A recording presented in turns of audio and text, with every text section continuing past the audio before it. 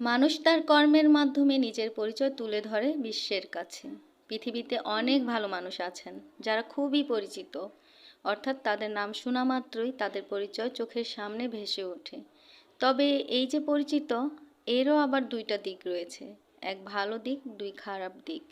অথচ তাদের মধ্যে যারা ভালো, তাদের নাম শুনলেই তাদের প্রতি শ্রদ্ধা চলে আসে এবং নিজের অজান্তেই মুখ থেকে বের হয়ে আসে, কত ভালো লোক ছিলেন তিনি, যদি তার মতো হতাম।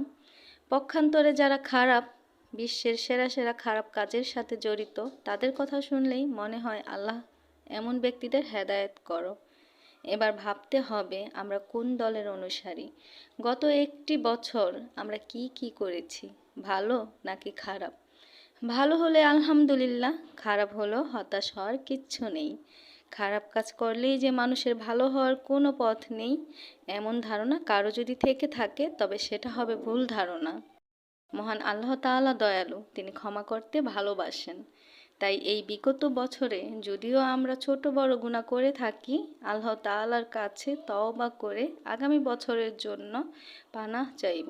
আল্লাহ যেন সবাইকে হেদায়েত দান করেন। আসসালামু আলাইকুম, welcome back to my new video. সবার কি অবস্থা, কেমন আছেন? আশা করছি আমার আজকের ভিডিওটি যে যেখান থেকে বসে দেখছেন, আল্লাহ তাআলার অশেষ রহমতে বেশ ভালো আছেন। আমিও ভালো আছি আলহামদুলিল্লাহ।